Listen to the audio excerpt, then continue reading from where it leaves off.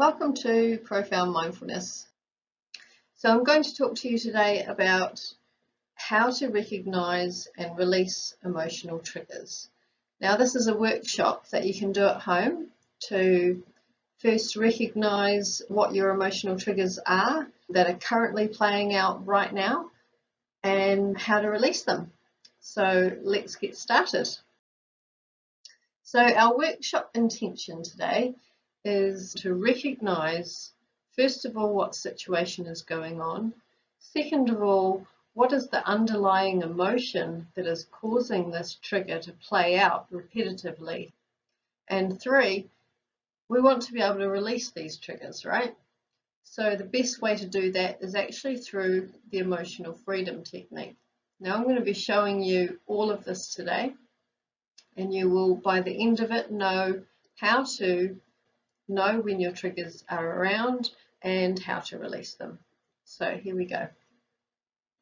Firstly, it's important to distinguish the difference between who we are and who we are not.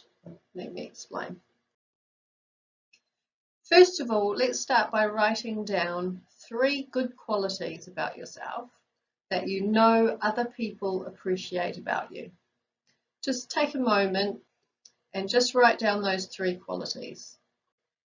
Now, these qualities that you've written down represent who you are as a person, right? They're your personality traits, but they're ones to hold on to, ones to identify yourself as being.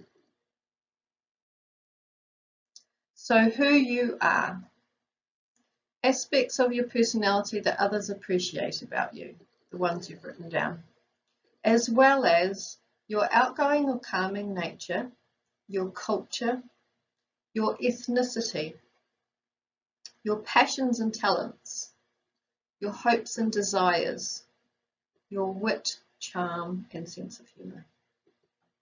These are all things that you can identify yourself as being who you are. They're not going to change. They are who you are. Who you are not. Your past deeds, events, situations, things you did in the past, your reactions, how you react to situations, how you've reacted in the past, does not need to be a stable identification about who you are as a person. That is how you dealt with things in the past. People learn, people grow, they move through things and learn different ways of coping, better ways of coping. This is why it's important to realize that this is not who you are. This is just how you have been able to cope up until now. Your emotional grief, your health problems, your current limitations, your fears, and your insecurities. These are all traits and aspects of ourselves that should not be identified with who we are. So what is emotional baggage? What are emotional triggers? Baggage refers to our negative past experiences that have left scars on our body, mind, and spirit. These events and situations in the past have shaped our opinions, our thoughts, our beliefs, and our behaviour into how we function today. The baggage is the part of our shaping that is no longer serving us and needs to be released in order for us to move forward and reach our full potential.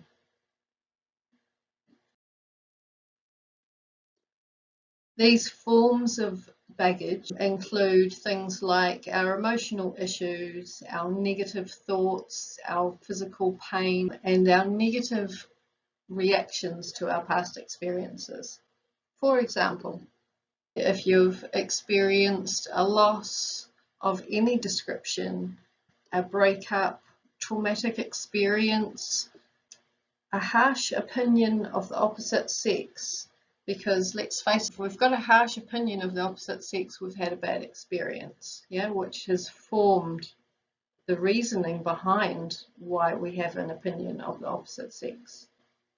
The same goes with opinions of other races, other religions, or judgments towards a certain lifestyle.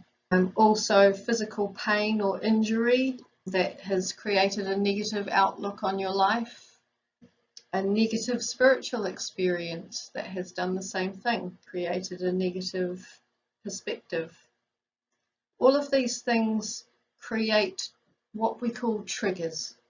So if anything comes up like this again, anyone talks about it, we get into a similar situation, someone expresses an opinion that reminds you of a past event or a belief that you now have because of a past event, they are all triggers, emotional triggers.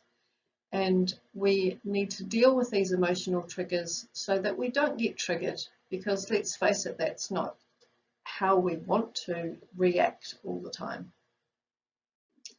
Let's identify a trigger that is currently playing out in your life. Think about an area of your life that you're finding difficult or challenging, or things just aren't working for you. Might be in your relationship, might be to do with communication or feeling connected, or you're not receiving what you need from a partner. Family life, same thing, connection with family members, children, our relatives. Maybe we're having an argument with someone and conflict is part of our lives and we'd like to deal with that conflict. Finances, maybe you're feeling insecure about your financial position. You'd like to be wealthier, but you don't know how. You'd like to find some way of moving through that trigger. Maybe you have a health condition that's just getting you down or stressing you. Maybe there's problems at work, conflict, or you're not able to escalate through your job as quickly as you might want to, or you're finding barriers to doing your job, spiritual issues, or social problems, anything at all that you're not happy with about your life. Now, write down the problem or situation. Now, you can just take your time to write down what it is that's bothering you, every detail. You don't have to write every detail, but as much detail as you feel you want to write. Take this time to process what's going on in your mind. Sometimes it helps, just like talking to a counsellor, look at it as expressing yourself and getting the problem out there onto paper. Now, here are some examples. I'm finding it hard to communicate with my partner. I don't feel like I'm appreciated at work, or perhaps I'm not hitting targets like I want to be. I'm being bullied by a family member or a friend or a colleague or a boss. I'm feeling overwhelmed and stressed, or I'm struggling with anxiety. Whatever it may be, write it down. Now ask yourself, how does this make you feel? What's the emotion that arises? What sorts of feelings does it surface? When you have an answer, try asking yourself the question again. Or, if it's not appropriate to say, how does it make you feel? Maybe just a simple why. If you can answer, how does it make you feel? Or why do you feel like that?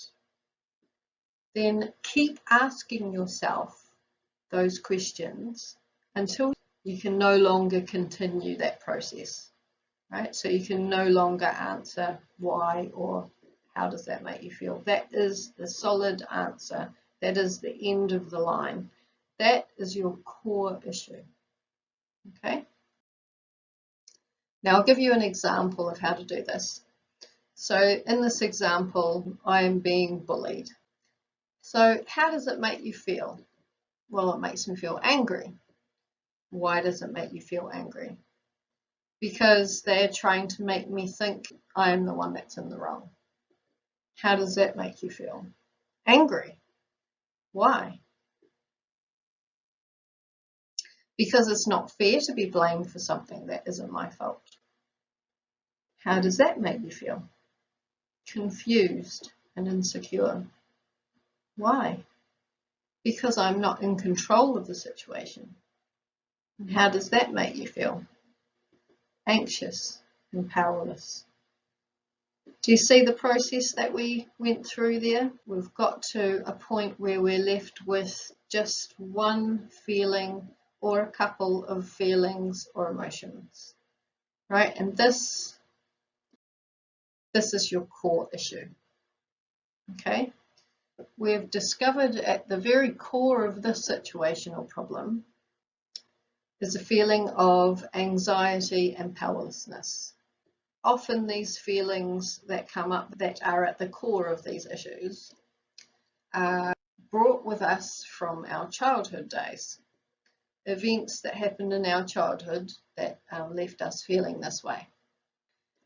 We now attract these same situations over and over again until we can clear the stored emotion from the past. So, how do we clear the core issue? The fastest and easiest way to clear these emotional stores or emotional triggers or our emotional baggage is to use what's called EFT, which is short for the Emotional Freedom Technique.